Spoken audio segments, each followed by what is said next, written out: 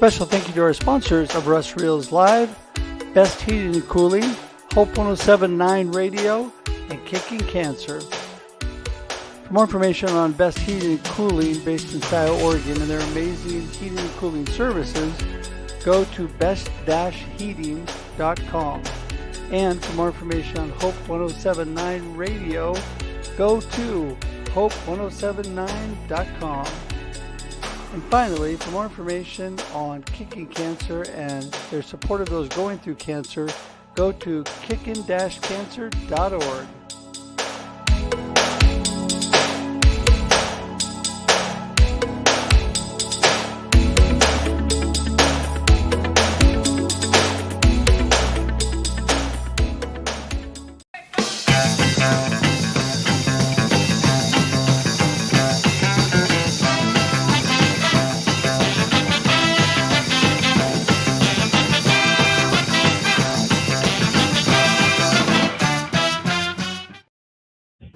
And that's it. I am the substitute host, as Russ Hedge is wisely spending this evening with his wife because it's Leah's birthday. And I can't think of a better thing for him to do than not be here, but to be there with his wife. So we are here. This is Thursday. So Thursday at 4 p.m. Pacific time, every Wednesday, it's Russ Reels. Great conversations with a panel of experts, and our panel is Michael and Rabina today, and I'm going to be the moderating host. In fact, let me just throw myself down into the bottom so you guys can see the brain trust that we have tonight right here on the top. We're going to be talking about transforming organizations. Down there first. Yeah, put me down with you. Let Rabina be up there on top. There we go. Transforming team dynamics. That's what we're going to talk about. And you can see right over the shoulder here in the back, I have Simon Sinek. Many of you have watched Simon Sinek's video, the TEDx talk that he gave way back in I think it was in the previous millennium, by the way. Wow. I think it was like 97 Puget Sound TEDx talk. And he didn't even have the little red carpet to stand on. Who knew what he was going to do? And he used a flip chart. This is back in the day when TEDx was the Wild West. But he had done some research. He was an advertising guy, by the way, like Russ. He was an advertising guy. Wrote this book, Start With Why. He gave this TEDx talk. And if you ever think about giving a TEDx talk, break down what Simon Sinek does in his, because it is the model that works. If you want to share your message, if you have a message of impact, then break down the way that he does it. He is the master at this, and this is a perfect archetype. But I watched it because we're talking about how great leaders inspire. Not just lead by positional authority. And we're talking about team dynamics and how we transform those. So it is Russ Reels every Thursday. We've got great sponsors. If you are interested in sponsoring one of Russ' shows, reach out to him because he gets great reach. His assistant, Ever, over in the Philippines, she is a great person. She does all the graphics. She's doing the promotion. You're going to get a lot of value for your business if you're advertising and supporting and sponsoring any of Russ's shows. So reach out to Russ Hedge, russhedge.com, and you can contact him there. He's having a great dinner with his wife.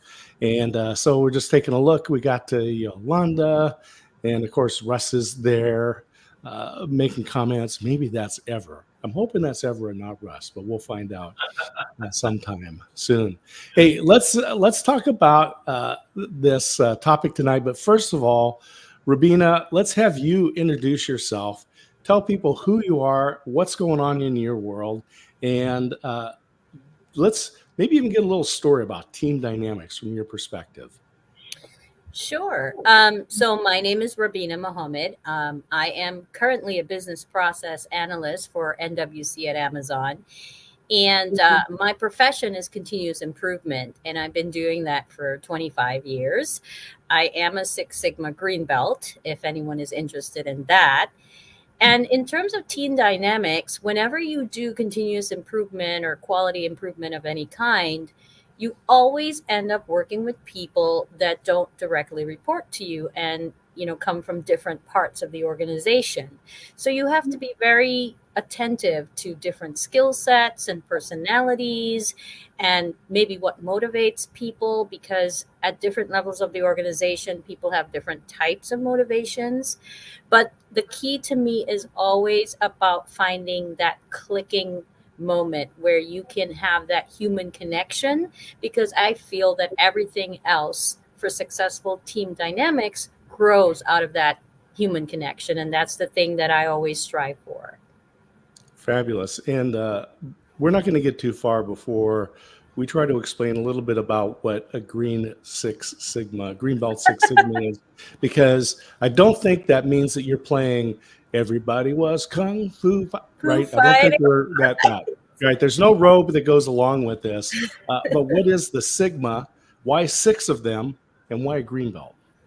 Sure. So when we talk about data sets and being at the Six Sigma level, it means that that's the most efficient that we can be. But all that is a disclaimer, because no one has a data set that is at Six Sigma level. So we all kind of use it as a bench line or a baseline to say, hey, we're not there. We can always be better. But it's born out of a methodology that was started with the Motorola company. And you have different degrees of belts signifying your level of practice and abilities. And so a green belt is someone that uses the methodology off and on in different projects and across the organization. But a black belt is someone whose entire job is to keep running black belt or Six Sigma projects continuously. That's what they do for, full time.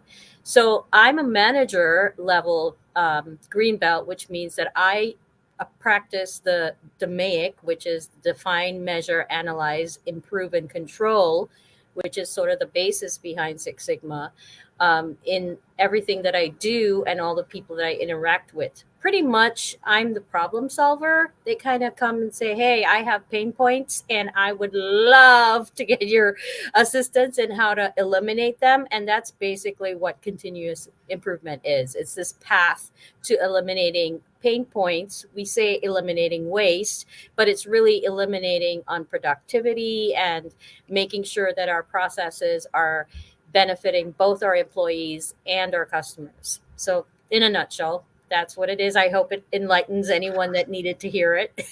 Fabulous. And I encourage people, go, not to right now, when the show is over, go to YouTube and look for Kaizen Toast, Kaizen Toast. Look for the video Kaizen Toast, and it'll be an entertaining way to understand a little bit more about what's going on in Rubina's world.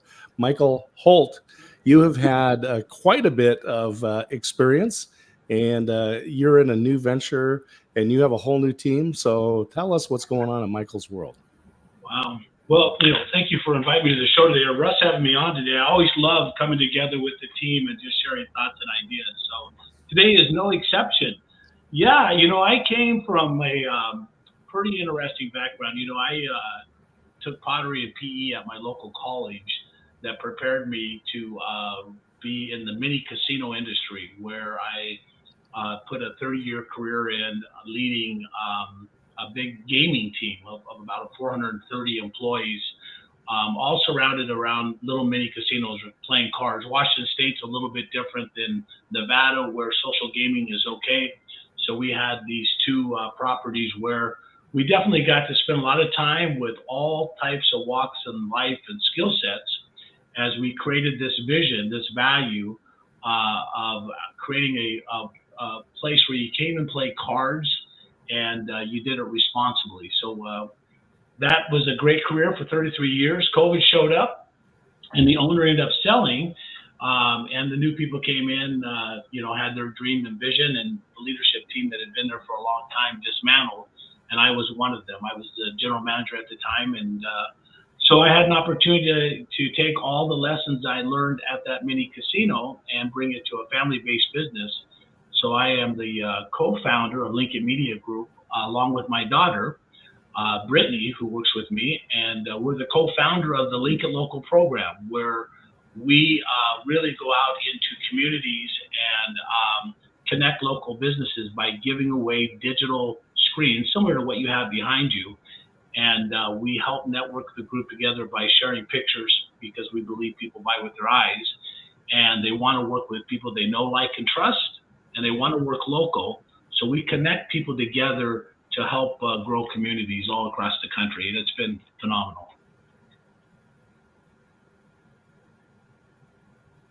You're muted there, I think. There we go. How many team members do you have now, and how many did you have when you were working in the casinos? Yeah, our peak at the casinos, we had approximately 430 employees that worked under 9 different departments at the time. So, gaming was our largest department, with all of the dealers, and then food and beverage, security surveillance, all the way to housekeeping and IT, and all of the different departments that made up the whole. Here at Lincoln Media, we've got about a dozen teammates now working here at Lincoln Media, mainly sales reps that are working with us as we share the opportunity to be featured on these screens across the country. All right, I'm gonna warn you guys right now that right here behind me is Simon Sinek's Golden Circle. In his book, Start With Why, right, starts with that inner circle. Why? What are the values that you have? And then it talks about how you express those values, and then what is the result, the product. And Michael, you just gave us a great example of the what, right? Placing those screens in, putting up the media, promoting and connecting local businesses. That's a great what. Yeah. And so I'm going to warn you right now that I'm going to ask you to talk about the why of Lincoln Media. And Rubina, you're going to have the same thing to talk about your world there as well. Yeah. And this is something that's important, because we're talking about the team dynamics. And so I've had the opportunity to have been a people manager for the majority of my career. And anywhere from a small team of 4 or 5 people up to 150, something like that, I forget, somewhere. And in a variety of industries, from high tech to low tech manufacturing to manufacturing upholstered furniture, mainly selling to IKEA. So we're an IKEA manufacturer, to a soil lab in agricultural industries, developing and selling soil amendments and running a lab. So just kind of a variety of different places. But one of the places was, oddly enough, my daughter started working there this week. Wow. And I've been there since 2008, I think. And she just started working there. So, we made these wire holders for like books, plates, things like that, right? These are little adjustable easels. You go into any bookstore and you will see them in there. This is plastic coated wire easels, right? And the majority of my workforce, their primary language was Spanish, right? They didn't speak English as their first language. And so I grew up in a multilingual household. And so I had studied Spanish, so I was a little bit familiar with it, but definitely not my first language. And so for those employees, and we're talking about team dynamics, one of the things for those employees was when there were announcements, Ava, who was one of our manufacturing employees, was our translator. So you come back, management team comes in from the offices into the manufacturing area, you know how that goes, and makes an announcement, and then Ava would translate it so the majority of the workforce could understand it. And so we were coming up to Thanksgiving, and Thanksgiving's on a Thursday. We were going to give them a paid holiday on Friday as well, and then the weekend, right? So they would have this 4-day break to spend time with family. And so I went back to the employees to announce this, and I brought Ava over to do the translation as usual. But I memorized this whole thing in Spanish. And I told them, right, I said, all right, come on around. I'm going to deliver this. And Ava, get ready. You're going to translate this for me. And so then I first delivered it in Spanish, saying that, hey, it's the El Dia de Gracias and, Thanksgiving Day. And we're giving you a paid day on Friday. Please enjoy the 4-day weekend with your family and so forth, right? And then turned to Ava to translate it. And of course, she was surprised, but she did. She translated it into English. So the majority of my employees whose first language was Spanish heard the message from the management team in their primary language first. Then the smaller population heard it in their language, right? This was a team dynamic effort. So one of my employees was very shy and knew almost no words in English at all. But we're a manufacturing facility. So we have OSHA standards to stand up, to sit up to, right, to be in line with, which means you have a safety committee and you meet and you have minutes. And then we translate those minutes so they were in both languages. And we had an opening on that team. And this employee who was very shy and had no English volunteered to be on that team after that announcement. That's how you impact team dynamics. Mm-hmm. So and this is because I believe, right? We're talking about I believe that you've got to go to your employees where they are, right? Mm-hmm. And this is how you affect the team dynamics. So Rubina, I'm going to come to you and let's talk about your beliefs and how you choose to impact the team dynamics. Sure. And so the first thing is I'm going to say kudos to you for that wonderful example, because, when you have a language that you were born speaking other than English, that's part of your identity. And so you were embracing not just your employees, but you were embracing who they are as a people. And that's really important. So kudos for doing that. And of course, as a BIPOC myself, I can appreciate that. In terms of, for me, in terms of achieving those team dynamics, one of the things is to make sure that everybody understands, like you said, the why. Now, that's going to sound differently depending on where that person is in the organization and also what their background is and their understanding of how it affects their day-to-day.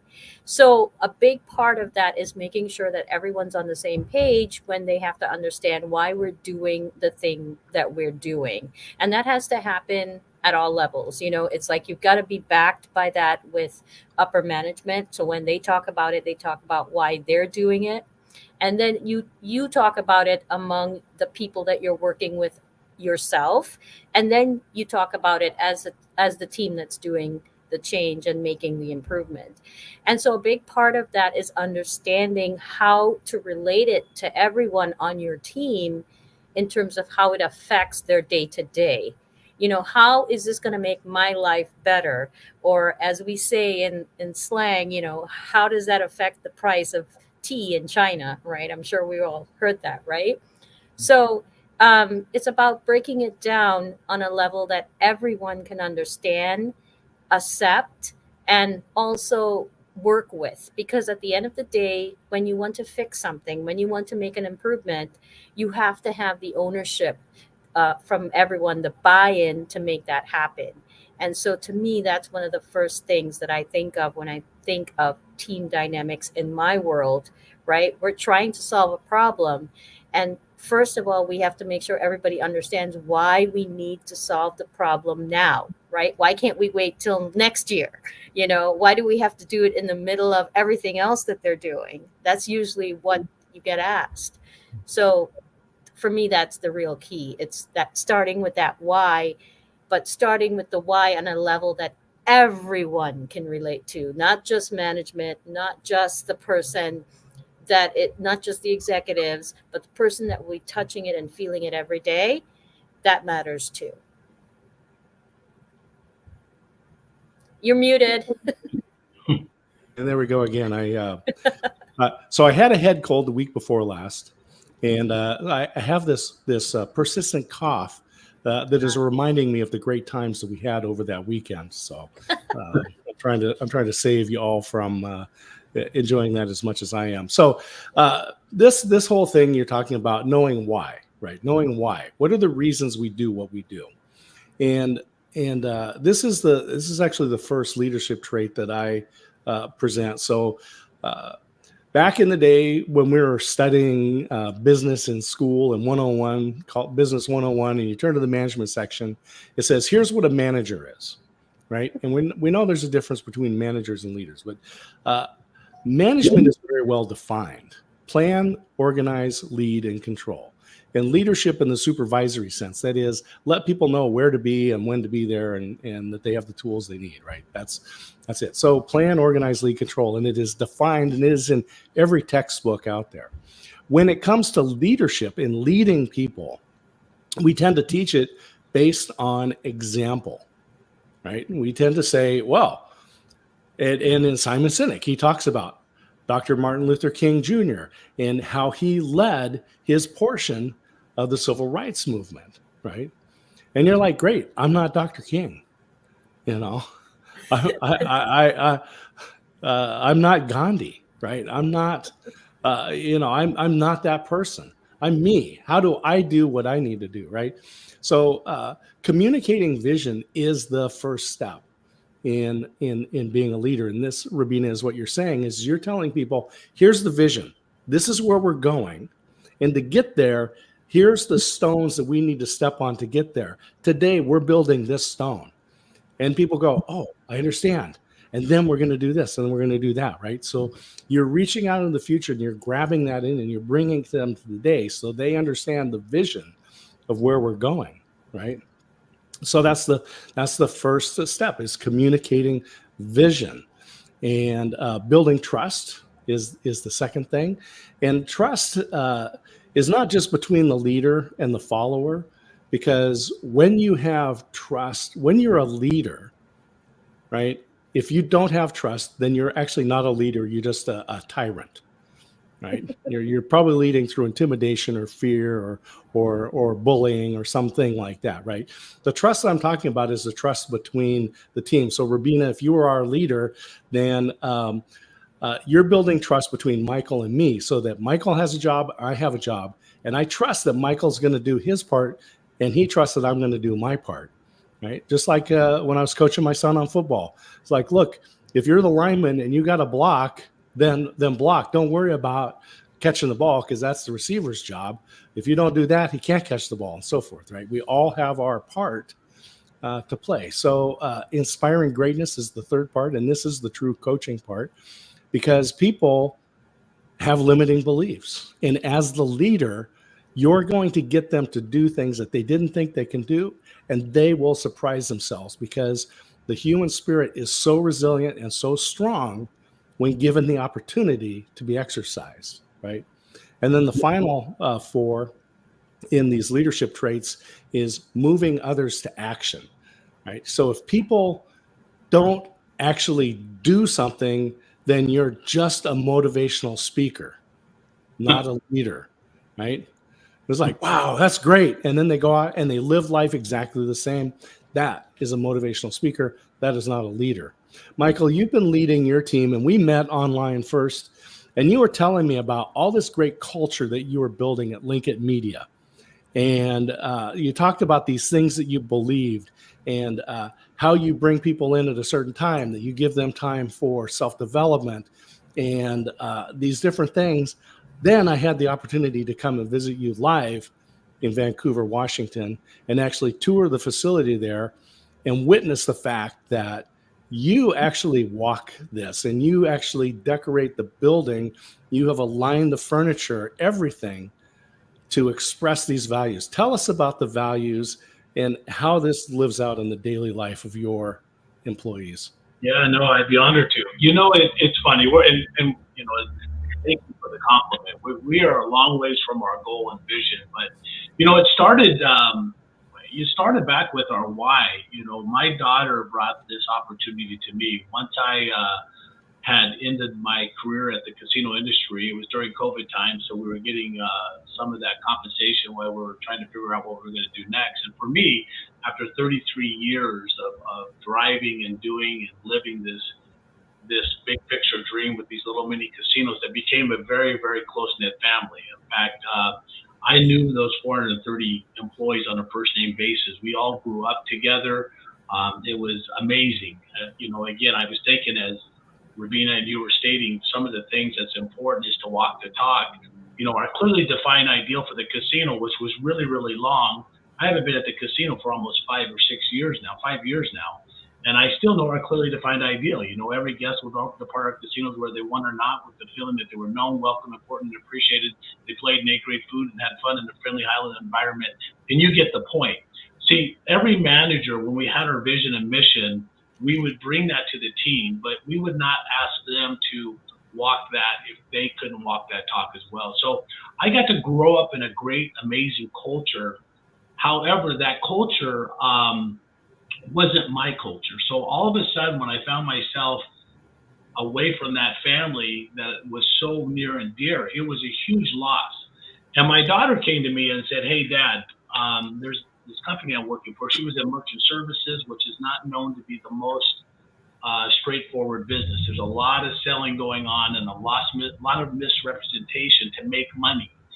And she also was working for a lady at the time that had this concept that we have with Lincoln Media today, but a smaller version of it, but it was all driven around making money, and it was nasty. It was not a great environment. And the lady approached me and asked me if I would be interested in maybe meeting with her, and I ended up getting COVID and couldn't meet. But my daughter came home the second day after that and said, "Hey, Dad, you're never going to go work for this lady because she does not have your values." And so, I taught my kids a lot, and D. Scott, you've heard me say I want to start my book. I'm in the process, and it's been a journey.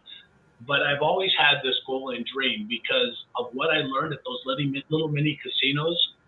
And with me growing up without a formal education and being able to be promoted into a company that was at that level overseeing 430, very uncommon. And it was all about passion. So getting back to your question, Brittany came to me and said, "Hey, Dad, let's start our own business and let's bring our values to the table." So we took those 5 F words, which is part of the book that I've always wanted to share with my kids, which was, the every F word that every parent should teach their kids, which is faith, finance, fitness, family and friends, and having some fun. And we took this local program because of the need at the time, because COVID had shut everybody down and you couldn't look at a menu or touch a menu. You had to look at it from your phone. And I was at the age I couldn't see very good. And we knew that people bought with their eyes. So what we did is we created these pictures to put up on those screens like you have behind you. And then the local businesses wanted to help one another. So we wanted to link them together so the businesses on the outside would sponsor that location and everybody would come together to help one another.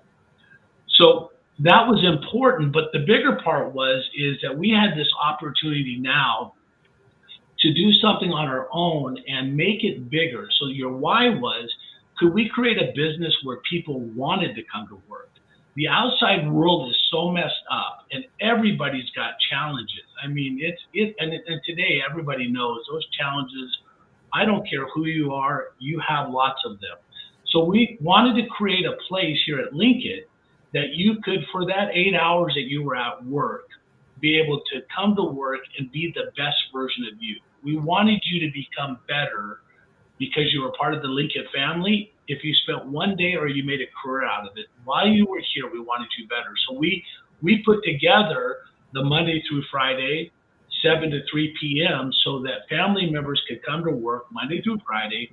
They get an hour lunch break and they could be home by 3 so they could be home to get to the kids' games. They could be home to get to a doctor's appointment.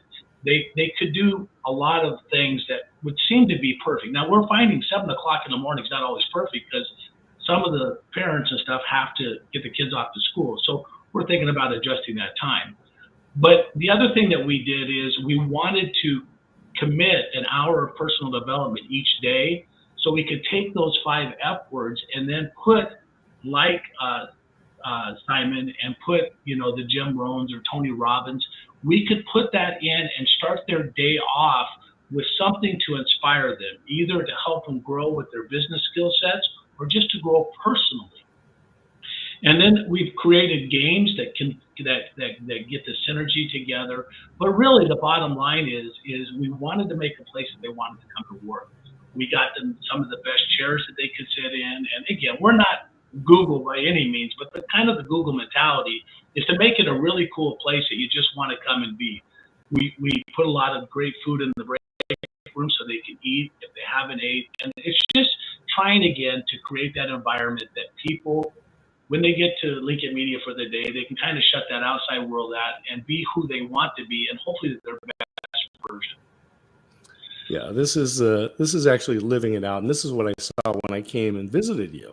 That I had heard about this, but then I actually saw that you live it out. I saw the break room, I saw the pictures, and there's some great photographs that you guys have in there that talk about some of the history and remind people what it is that you guys are doing.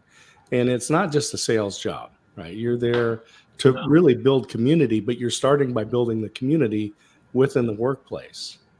And one of the things that, and I'm going to go back to decision making now, Rubina. We're going to talk about this because again, Simon Sinek, and I encourage people after you watch Kaizen Toast, go back and spend 18 minutes and rewatch. I try to watch Simon's video at least once a year because it's a good reminder. It's a good grounding, right?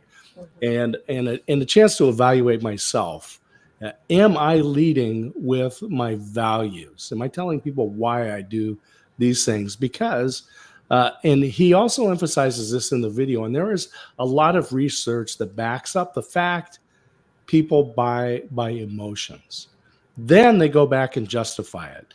And this is where the data sets come in, Rubina, where you can say, yeah, we did it because of this. But the truth is that people are making decisions by emotion. And in that part of our brain where we have emotion, we do not have the capacity for language. So we can't translate it. That's why we have artists. That's why we have poets and musicians who try to take something very squishy, emotions, and turn it into something that we can communicate. So let's talk about decision making and emotions when you're looking at team dynamics. Rubina. Wow, that's a tough one. That's definitely not a multiple choice question. It's an essay one, right? Well, I know you have stories, and this is Russ Reels. The Story Hour is the tagline. So please feel free. Yeah. So one of the first things that I want to say about emotions, because I have the platform right now, is that for any females in business listening, we're often taught that we're not allowed to have emotions in the workplace, or a lot of us come from backgrounds where we're told that. And so I want to make it very clear before I go into decision making that, emotions are a part of who we are, and they are very much allowed. We shouldn't be ashamed or hide them because they happen, they exist, and sometimes they are an indicator of whether something is working or not in the best interests of our organization or workplace. So I just kind of wanted to, step on my platform before I went to answer your question. And so decision making and emotion. So first of all, let's talk about the fact that we all have to be at work for most of our lives, right? That's the most of the week. It's where we spend. It's in our workplace, right? And that means we have to be somewhere where we are seen and heard and valued. And it's the place that we have to also be comfortable and safe. And these are all things that relate to how we make decisions and how we relate to our emotions in the workplace from where I sit. So when you've got a team of people that come from different parts of the organization and may have different personalities and different backgrounds, one of the first things you have to do is make sure that each one of them feel valued, seen, and heard, right? And that is outside of the why and all the other leadership things that we talked about. And in doing so, that's where the emotion comes in, right? You can use your emotional, I guess, intelligence if we want to go there. But when you say something to a team of people and you can see their body language, or if you're just in a room full of people and you can tell that this is not working, this is not going over well, this is not the best way that we want to go because no one here is behind this, or they don't feel safe doing it, or anything like that in terms of a negative reaction, that's part of the decision making. And it's also part of understanding the impact of what you're doing. And in a nutshell, if I had to say it, it's don't be tone deaf as a leader. Pay attention to what you're doing, how it's affecting the people that you need to be able to do it. And yes, you want a story? Sure, I can give you a story. Once upon a time, I worked for a government agency, and they decided that to make their facility state of the art and pristine and all that for printing, they printed all the materials for the government. They decided that they were going to build a new state of the art facility. But the only problem is that the place that they could build it was very far away from where they were formerly located. So by building this facility and having people work there meant that a lot of people who relied on public transportation were now having a hard time getting to and from work. The other thing that they didn't consider is that, when people work in a manufacturing environment such as printing, they need that lunch break. They need to walk out of the building and they need to have a break, and they need to, just be able to have a time and a space that's personal in the workday, because then they have to go back in and work on binding something or putting it together, right? And this location did not have any amenities where people could go on their lunch hour and grab something to eat and just get a break from the workplace, much needed break from the workplace, because it's a physical job. Some of them are standing up like for the whole time before that. And so this was an example of a decision that was made without any input from the employees whatsoever. It's like nobody bothered to say, hey, if we are located here, how does this affect your workday? How does this work for you? And how do we set you up for success to be the best employee that you can? So, like I said, I'm the lady that they come to try to solve the problems.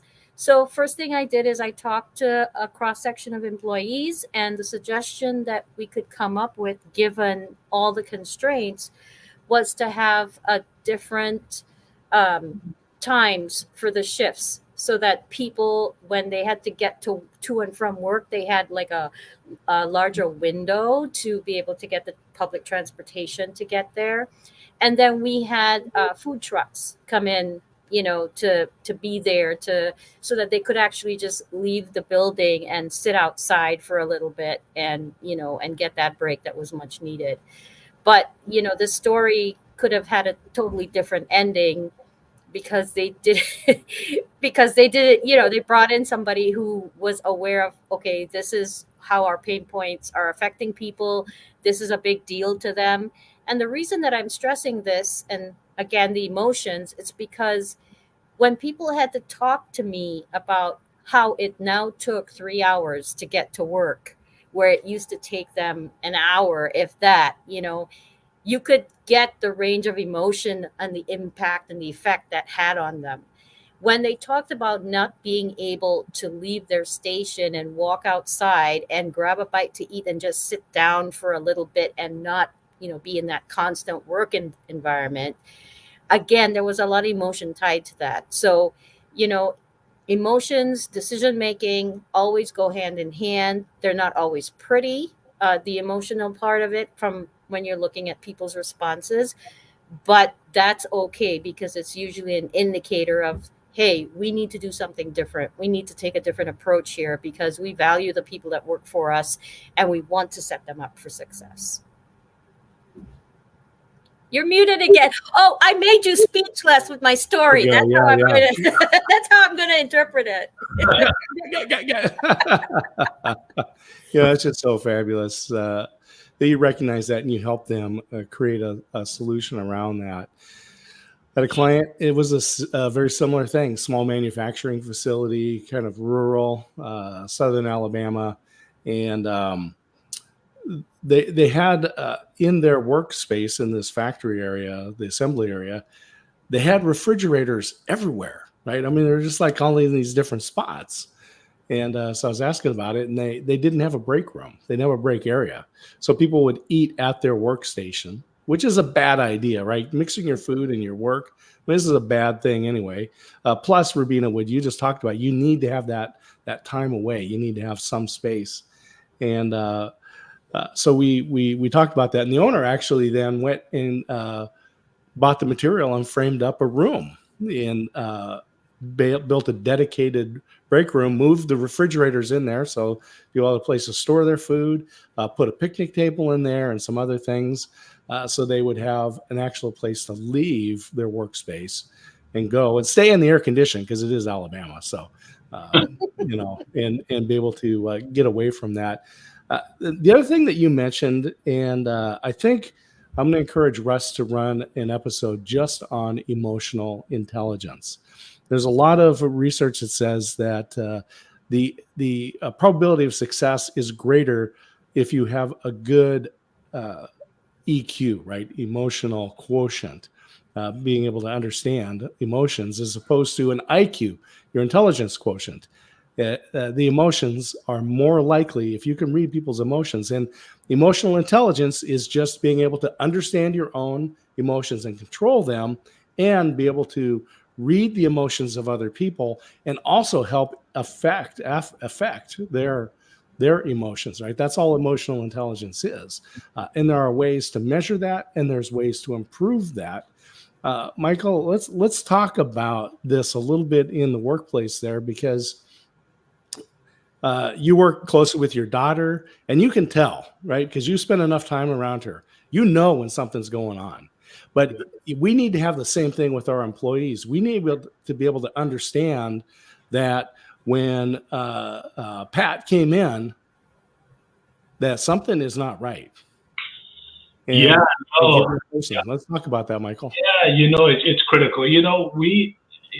Mine is a family business. So I have my daughter, who's my boss. She's the CEO. So, she threatens to fire me all the time. But I have her and my sons. But, families are a whole nother level inside of a business, because we are very in tune to the highs and lows, which is good and bad, because sometimes, the kids don't always want dad to know their high or lows, or they're missing a day because of whatever. So there's a lot of accountability and a lot of things that happen with that. But, the simple saying, we've heard it many, many times, people don't care how much you know until they know you care. And that care is something that will serve every one of us as business owners and leaders, because our teammates can work anywhere. And so they're going to choose, like you were saying, Rubina, about they're going to spend a lot of time. So they're choosing who they're going to spend their time with. And they do want you to know that you care. The problem is, it's not a problem.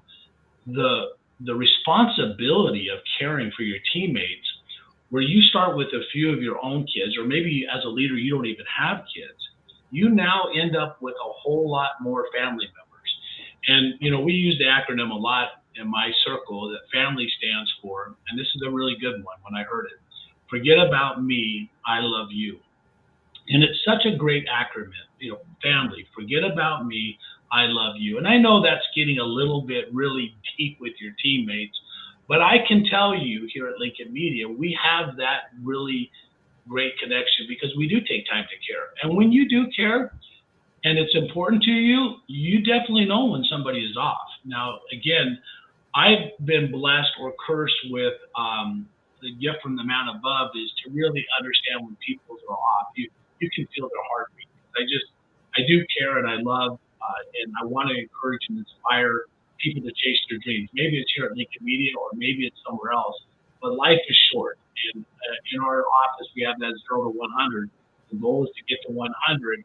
And if you don't like what you're doing, I always tell them here, don't stay here. Go find something. It's too short not to do it. But when you start connecting to their needs and you let them know that they have a voice and that you care, you really create something pretty magical, because people will do an awful lot for you when they know that you care. And it's as simple as a little phone call. I have a mother and daughter teammate, a grandma that called to the hospital, and they had to leave early to go take care of that. And they posted out on Facebook, hey, all my prayer warriors, say a prayer for me. It was the middle of the business day. But I seen that post, and I just took a minute to say, hey, sending blessing and carry your way. I hope everything's going well with Grandma. We'll see you when you get things taken care of. But the next day when they came back into the office, they said, Michael, how did you even know? So to show in the middle of the day that they're important, that you could do anything, but you took that second just to send a quick little shout out. Or it's the phone call. I had a guy one of my other sales meets the other day that had COVID. He's out for a few days, and I sent him a text message and said, hey, checking in. You've been out for a while.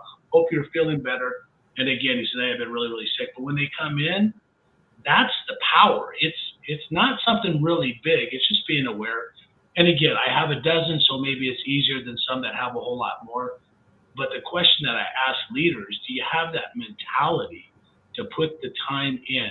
Because your assets isn't your physical property or your products.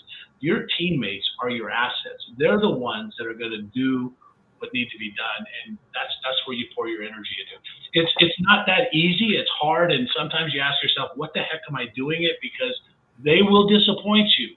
They will do all kinds of unique things because the world out there is calling after them too. But like I said, it's just something that it's just been important to me, because I've been that pretty ordinary guy that got that opportunity, and if I can do it, they can do it. And so we're just trying to create a vehicle that they too can go chase their dreams and get out of this life what they want, and hopefully it's with us. Beautiful. We're going to wind down here in a moment, and I want to go to each of you and let's talk about some practical things that people can do. If there's a checklist, if there's a book to read, if there's something they can do that people can say, this is how I want to affect the team dynamics, right? And I want to do it intentionally and positively, because this is one thing. When you're talking about team dynamics, you're talking about culture, and culture can be changed, but it takes, as Michael just said, a lot of work, a lot of energy. You have to be consistent. You have to be persistent. And you also mentioned something else, and I'm going to give a shout out to Mike Ashebrainer and the Hounds of Business. We had a great conversation this week, and I sent in as I said, I threw my fedora into the ring to become one of the Hounds of Business, and you can question Michael's judgment and the rest of the team over there, but they did accept me into the Hounds of Business. So, and there's questions you have to answer in there. And one of them talked about teams and team dynamics and things like this and supporting other people. My father gave me this quote, and he attributed it to Vince Lombardi. And I will tell you that I have looked, and I cannot find anywhere that Vince Lombardi ever said this. So I attribute this following quote to my father. He said, son, the difference between a team and a committee is that the members of a team love each other. And I remember standing on the floor with 150 manufacturing employees in that upholstered furniture company and telling them, as I was a general manager, I told them that phrase, the members of a team love each other, right? We have compassion for each other, because one day your team member has COVID, and everyone's going to rush in to help out, because tomorrow I'm going to have car trouble and I won't be able to make it in, or something's going to happen, right?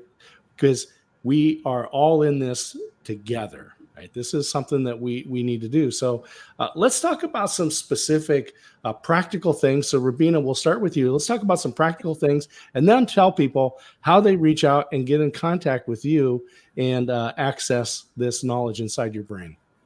Oh, sure. So some practical things. One of the small things you can do to change the energy in a meeting or your workplace.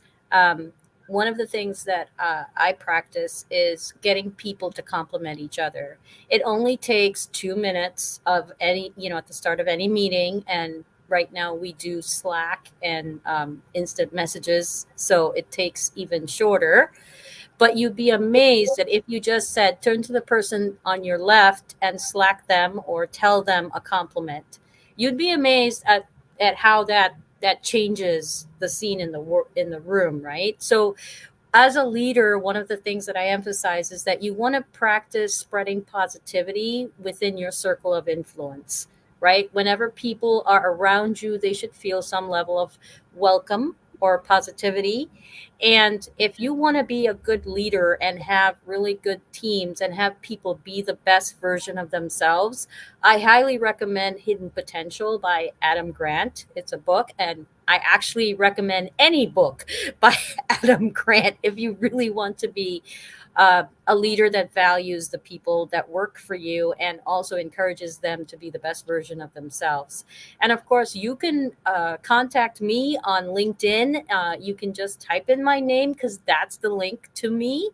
And my email is my name, 1126@gmail.com. Yes, I had to put a number after my name because I'm not the only Rubina Mohammed in the world, much to my chagrin. But but it's also very easy. Be a Smith out there in the world. But it's also very easy to remember. So hope to hear from you. Rubina, we had 3,000 plus employees come through the time that I was at the casino. We never had a Rubina. So you're number one to us. You're the only Rubina I know. Perfect. I already like you, Michael. Okay, let's just make this greater now. All right, keep it going, Michael. Give us some practical tips. Yeah, well, the practical tips is just to really, you said it, you started it off with saying, what's your why? Why are you even doing what you're doing? I ask you probably to go a little bit deeper, and you were created for a purpose, and trying to understand what that purpose is. And it leads me to Zig Ziglar. See at the Top was one of the very first books I ever read. And, we're just all encouraged to serve others. The old saying is, if you serve enough others, you're going to get what you want in return. And so that serve first is so important, giving first. And that's our responsibility as a leader. We have a dream and we have a goal. So it's important for us to share that with the team and help them understand their role in that. A lot of businesses do not take the time to go to each of those teammates and let them know their role in the big picture. And then, again, just share with them the dream, the vision, and encourage them to, if they have any concerns, that you have that open door. My teammates know if they need anything. We have the old saying, praise in public, criticize in private. Out on the floor, I'm going to be your leader and give you direction, or the team will. You may not always agree with it, but if you don't, take it off the floor, and behind the doors, you can come in and tell me I'm an idiot, how I missed it, what a cuckoo bird I am. And you know what? I will listen and acknowledge that, because we're only as good as your teammates. Don't let anybody kid you. We are nothing without them. And again, once you understand that, that's your job as a leader. Is to get with them and give them the tools and the things that they need, and then get out of their way. Let them go do what they're going to do, because there's magic inside of each one of them. And as soon as you can get them to catch on fire, it's fun to watch, and they will do an awful lot for you. And we're just blessed to be able to keep messing it up. We keep making mistakes over and over again, and we smile at it, but we just keep doing it. And we're going to do it till the good Lord calls us home. So that's our goal. Now, I noticed the email that is available for you is info@Linkit Media Group. Yeah, Michael at Linkit Media Group is my direct. Yeah, LinkitMediaGroup.com. It needs to be updated there, but because I don't think you're the only info in the world. No. And, Maybe you should put a number behind it. you can go to LinkedInMediaGroup.com, go to our website, check us out a little bit, and then there's a little, a bot there that you can put in and just say, I want to request to talk with Michael. And again, I would just love to share with you, learn more about what you're doing. And, again, I'm sure I can safely say this with the team here. We're a resource. If you guys need anything, there's no cost to just talk and dream. And I love it. I love meeting new people, building relationships. And I'm just thankful, D. Scott. I'm just appreciative to be here. And thanks for leading in Russ's spot. And what a blessing all of you have been in my life. So I just want to say thank you. Rabina and Michael, it's been fabulous talking to you guys. So I'm going to give people some practical things. One of them, spend 18 minutes with Simon Sinek and rewatch that. If you've watched it before, rewatch it. If you haven't watched it, then put it on your playlist, because you'll want to watch this on occasion, just to remind yourselves where you need to start. And I can't think of a better way to do that, a better way to use 18 minutes. And like Michael is setting aside an hour for his folks for personal development, make sure you're setting aside time for yourself for personal development as well. So Kaizen Toast, Kaizen Toast. Look for that on YouTube. That's another great video that you'll want to spend. It's probably another 20 minutes, Rena, something like that, I think, explaining the process. It is fun, but it is extremely educational. The last video out there is my video comparing management and leadership. Again, management, plan, organize, lead, and control. And leadership is communicate vision, build trust, inspire greatness, and move those other peoples to actually take action. I gave a 5-minute Ignite style talk. So if you look up on my channel, you can find management leadership there. 5 minutes. Spend 18 with Simon because, he's more famous than I am. So I get 5 minutes of your time. But please make sure that you tune in and follow Russ's channel. So follow his YouTube channel. Make sure you're connected with him on LinkedIn. His goal is to meet 1,000 people. If you know somebody that Russ doesn't know, which is hard to believe, connect them up. Do a LinkedIn introduction. That is an easy way to connect people up. LinkedIn is a great tool. Rabina, thank you for being here. Michael, thank you for being here today.